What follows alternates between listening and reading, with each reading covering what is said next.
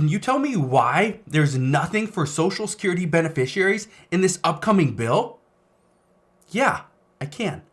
Because that is the question that I got in an email just a little while ago. And I want to go over what is currently going on. Because we actually have some updates as to why lawmakers have decided to wait, not do anything for Social Security benefits or beneficiaries, really, and the administration in this current government funding bill. So let's address what's going on there. And again, if you have any questions, you can always ask your questions down in the comment section below, or feel free to email me because, again, a lot of people email me. I read a lot of emails and I bring you the answers right here. So again, thank you for sending the emails and the comments. Let's get right down to it.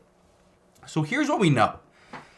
Let's address the news that came out today first, because this actually does play a role as to why we didn't see anything for an increase in Social Security benefits or other things like that. So let's address that. First, there's been a lot of talks within Congress over the past few weeks, or really over the past months, where they've been talking about lifting a ban on savings for people on SSI, for disabled people on SSI. However, that ultimately didn't get pushed into the government funding bill. But why? Why didn't it get included? Why would we not want to give people the ability to save more money? Well, it's because it costs money. You're probably thinking it does? How does it cost government money for people to save more of their money? Well, it does, and I want to explain why in just a second. But we learned over the previous few weeks that there was bipartisan support for this bill, for this SSI asset limit increase.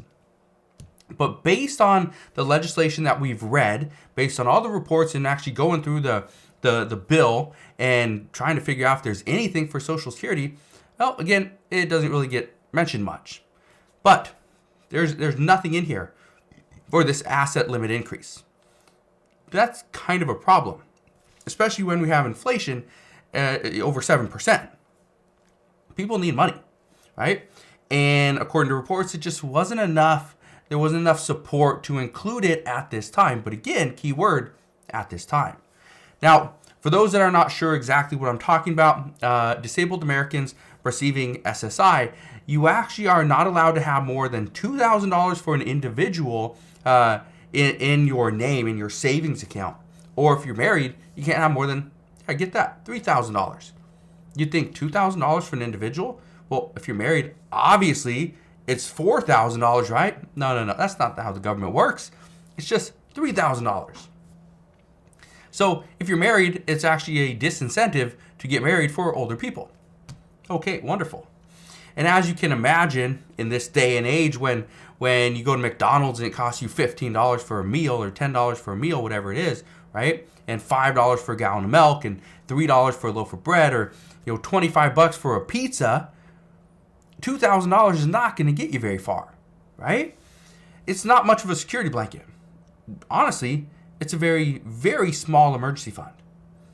Now, the talks were of raising this asset limit to $10,000 for individuals and $20,000 for couples.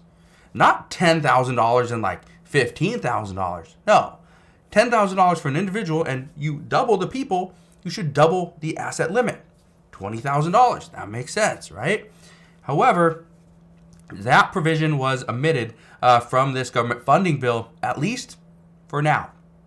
Now, according to Senator Mike Crapo, he said, and I quote, "It didn't get into this bill because Social Security issues were not in this bill." He simply flat out said it. We didn't put it into this bill because we aren't talking about Social Security in this bill. We're talking about government funding, which isn't Social Security kind of a government program? Well, I don't know. So, according to the reports, they are also saying that one of the reasons why this government funding, there's nothing in this government funding bill for Social Security, is because it was very tough to get the top line number pretty much settled upon, and to throw this in there last minute actually would have changed the cost by about $10 billion. Yeah. According to the reports, by by people having a higher asset limit, instead of $2,000 goes up to, let's say, $4,000 or $5,000. There's nothing that says it is illegal, you're going to jail, right? There's nothing that says that as a disabled American collecting SSI, you cannot have $2,000 or let's say $1 million in the bank, right? There's nothing that says that.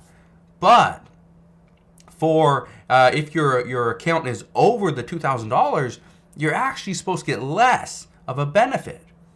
That is why it would actually make it cost money if they raise that limit to $10,000 or $20,000, because then they couldn't withhold some of the monthly benefit amount.